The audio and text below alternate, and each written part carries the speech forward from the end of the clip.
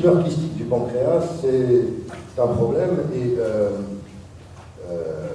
ce problème, eh bien, c'est en fait une épidémie, puisque on peut dire que 2,5 au moins c'est le chiffre minimal de la population occidentale de plus de 50 ans a une tumeur kystique, et après 60 ans, c'est au moins 10%, après 70 ans, au moins 10%, et après 80 ans, c'est au moins 20%. Voilà. C'est-à-dire que quand on fait des imageries modernes, eh bien, on trouve ces formations kystiques dans une considérable de gens. On peut imaginer qu'il y a 700 000 personnes en France qui ont une formation kystique dans le pancréas. La ville de Marseille. 80% de ces formations kystiques, en réalité, sont des tumeurs kystiques. Et dans ces tumeurs kystiques, il y a des tumeurs à potentiel évolutif et des tumeurs kystiques sans aucun potentiel.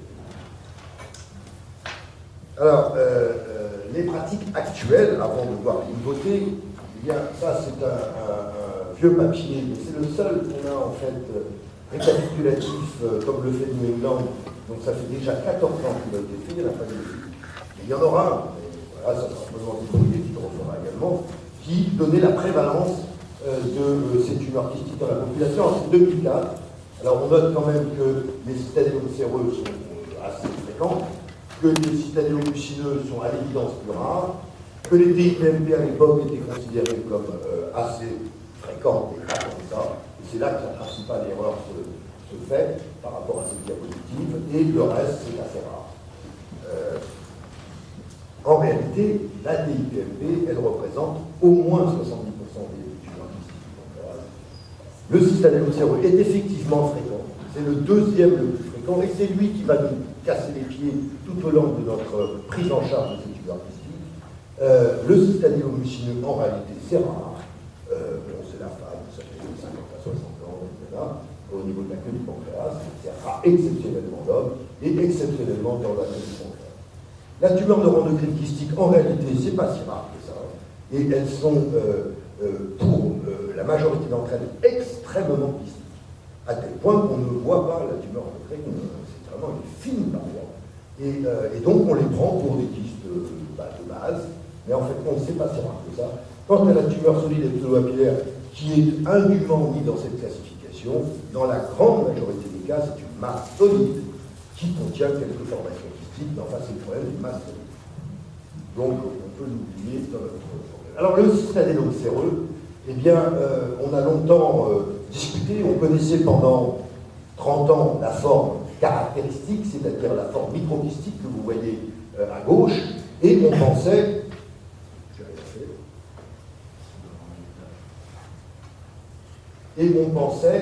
que cela représentait la quasi-totalité des citadélo-séreux.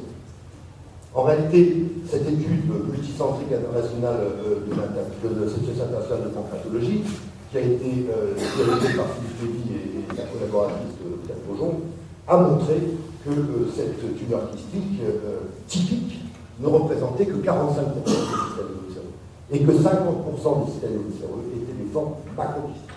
Voilà, mixtes ou oligokystiques ou unikystiques. Et ben voilà, tout change, puisqu'on a commencé à comprendre pourquoi on se trompait si souvent. Mais oui, parce que si c'était la forme seulement microkystique, normalement on ne se trompe pas. Hein, et en réalité, on se trompe. Et ben, tout simplement parce que la forme macrokystique est en fait très fréquente. Et cette erreur de diagnostic conduit à une chirurgie inutile dans 61% des cas. Voilà, c'est-à-dire, la chirurgie a été faite non pas parce qu'il y avait une obligation opératoire, c'est-à-dire une compression tellement importante d'un organe de voisinage qu'il fallait débarrasser la personne de cette masse bénigne, mais énorme. Non, ça c'est seulement 5% des indications opératoires. Et les autres indications opératoires, décidément, ça bouge, c'est le doute diagnostique, l'erreur diagnostique. Donc on opère des gens parce qu'on ne sait pas ce que c'est, et on est inquiet. Par exemple, il y a une forme de tumeur kystique, un canal pancréatique à 7 mm dilaté en amont, voire une pancréatite aiguë, de temps en temps, c'est très rare.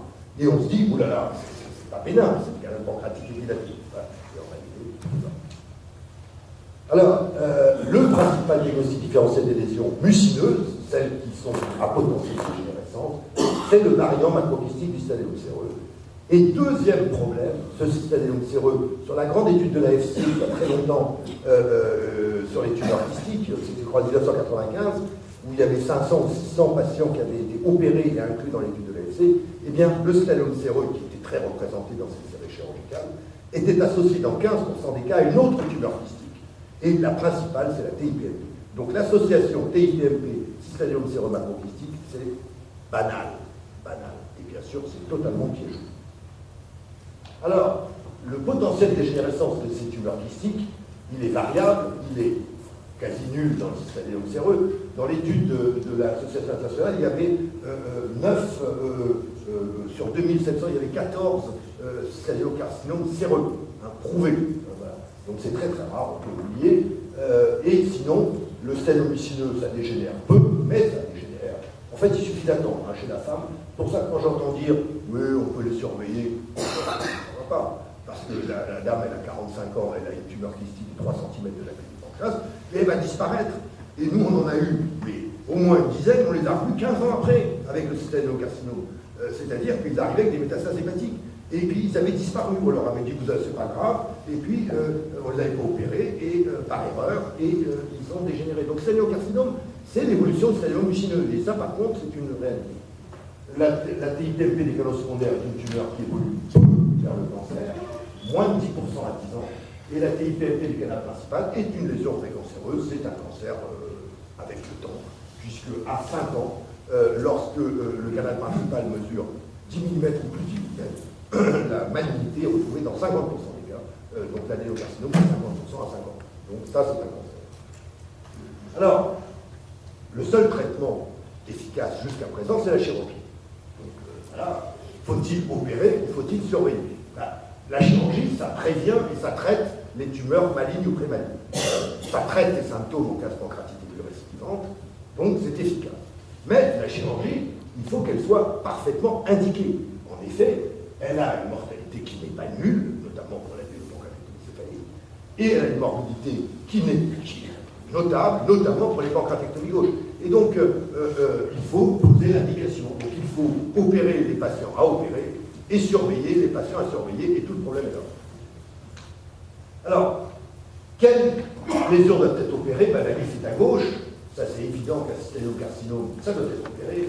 Un stadium mucineux, je vous l'ai dit, bon sentiment, bien sûr, on n'est peut-être pas pressé quand ça fait moins de 4 cm, mais en réalité, il faut l'opérer à terme. La TIPMP du canal principal, la TIPMP des canaux secondaires avec facteur prédictif de dégénérescence. Vous avez la dernière mouture de l'association européenne qui a publié ses recommandations sur la reste très récemment sur le sujet. La TSPP, bien sûr, et les tumeurs neuroendocrines qui ont une certaine taille. Qu'est-ce qui peut être surveillé? Le pseudokyste, le séreux, les TIPMP des canaux secondaires sans facteur prédictif, les petites tumeurs endocrines kystiques, et puis alors, il y a toute une flopée de tumeurs kystiques rares qui n'ont aucun potentiel de dégénérescence, lymphangiomes kystiques, kyste lymphoépithélial, bien sûr, il ne faut pas les opérer.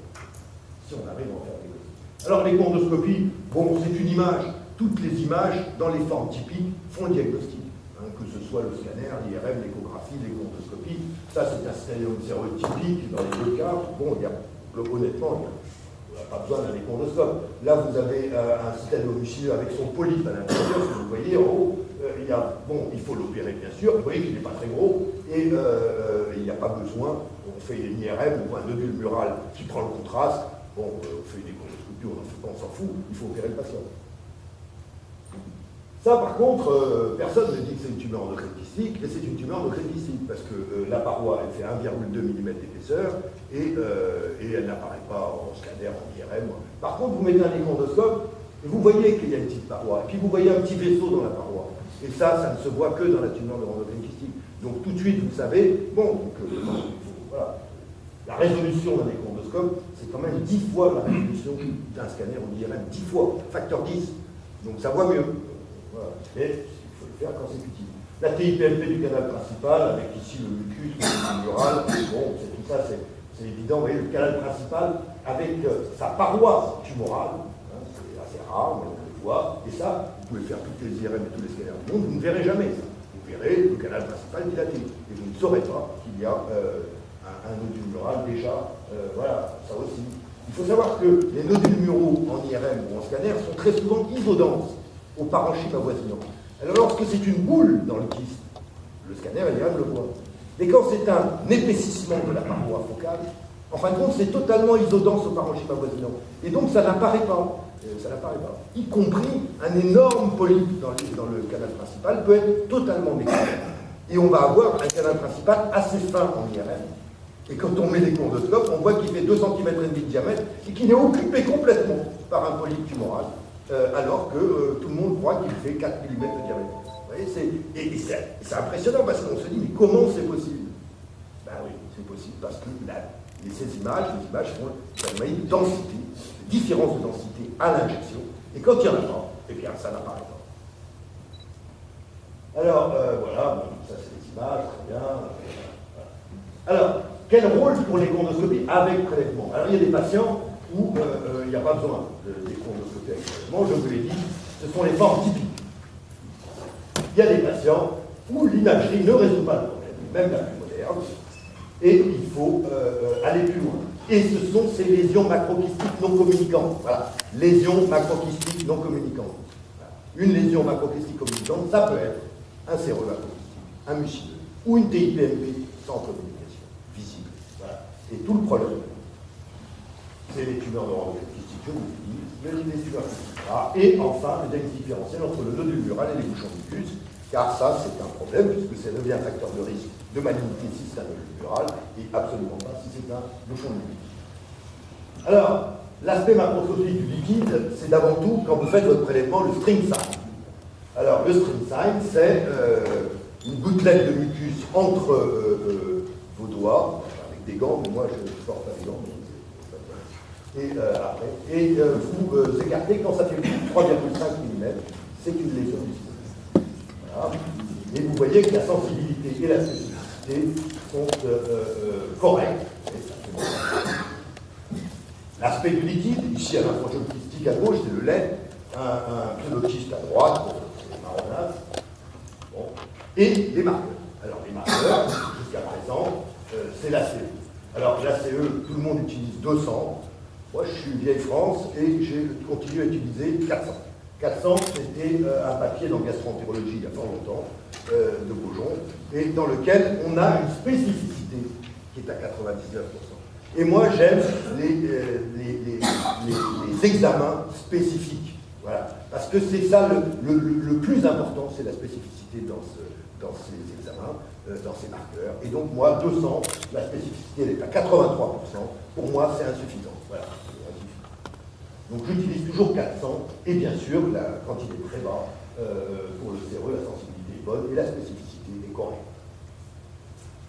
Alors, la cytologie, eh bien la cytologie, c'est pas très performant. Dans ces séries, vous voyez que la sensibilité est à près de 60%, ça paraît très bien, mais en réalité, il y avait plein de nodules muraux. Donc, quand il y a un nodule mural, à la limite, pourquoi faire un prélèvement? Enfin, je veux dire, il faut opérer le patient. Donc, voilà.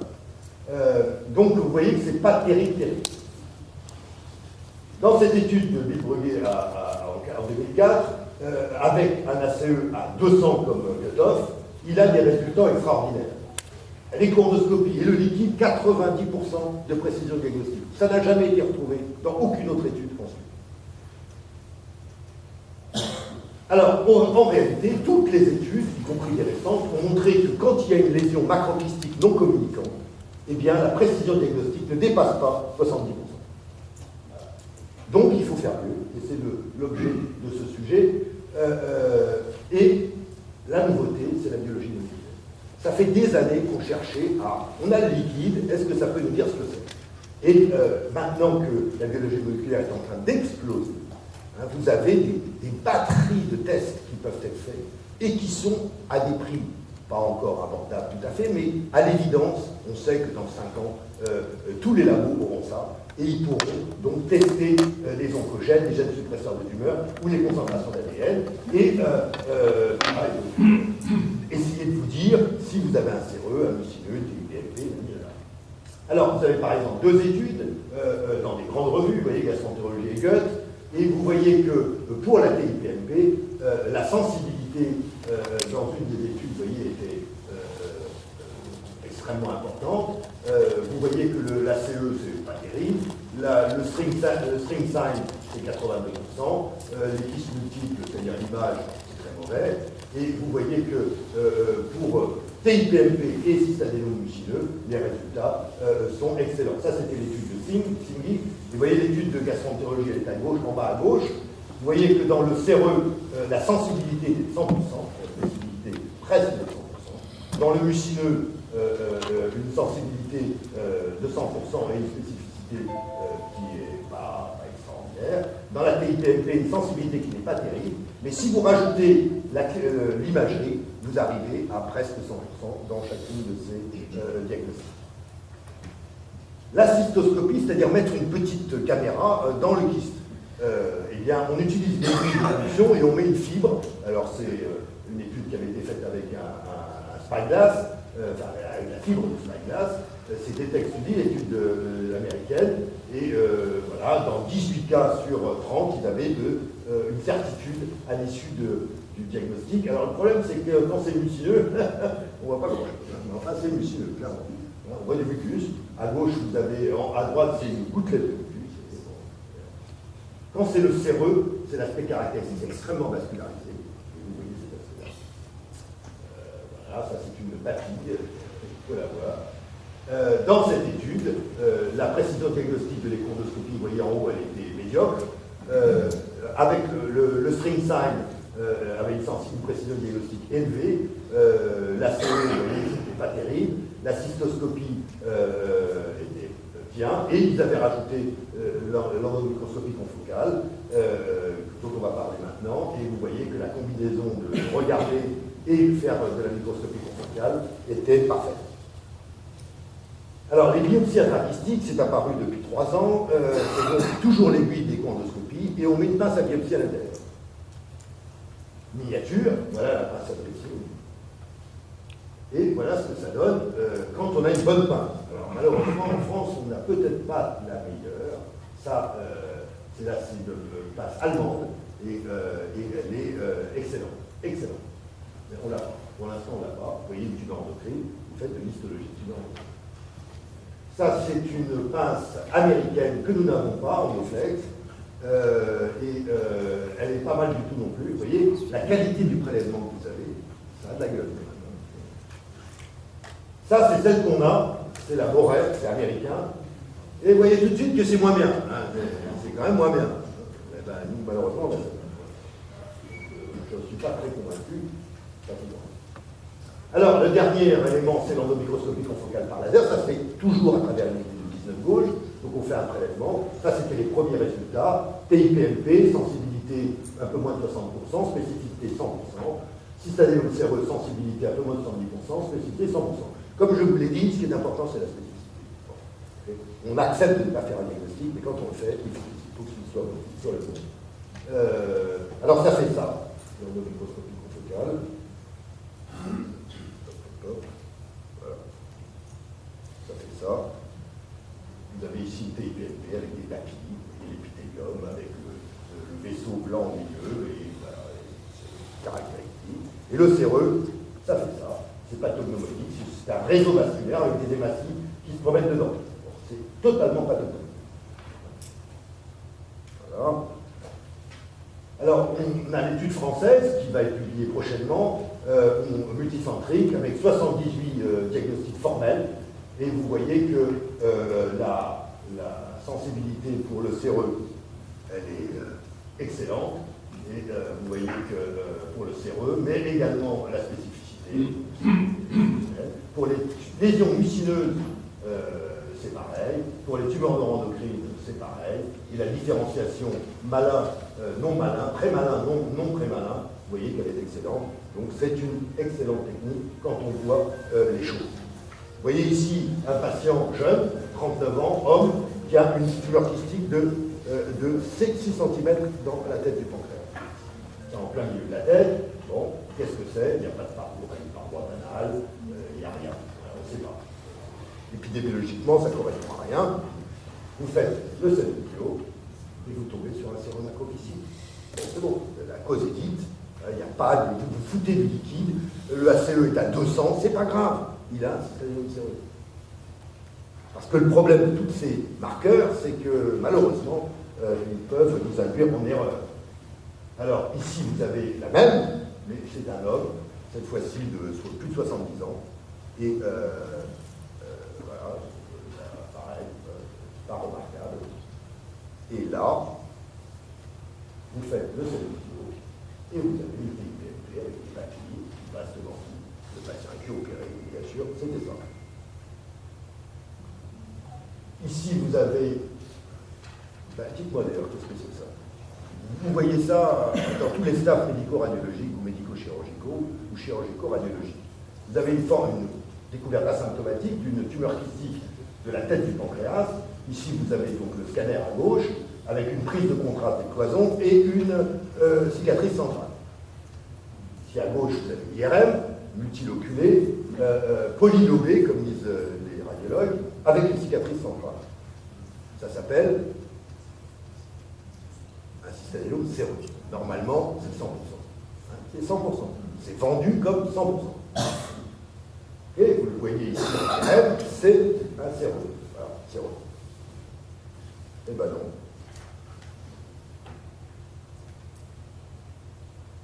C'est une TIPMP. Voilà, c'est pour vous dire que les images, il faut être humble. Il faut arrêter de vouloir affirmer des certitudes sur les images. On a des arguments. La métastase hépatique, c'est formel, d'accord, mais il n'y a pas, en image, il y a rarement des choses aussi formelles. Et donc, voilà, ça a été confirmé. Je conclus en disant qu'après 20 ans, sans aucune amélioration dans la prise en charge des lésions macrocystique nécrotoniques du pancréas, aucune amélioration. Quelque chose a changé depuis 3 ans. On peut dès maintenant utiliser ces nouvelles techniques à travers l'aiguille, et la biologie moléculaire va remplacer probablement tout ça dans les 50 qui viennent. Je vous remercie.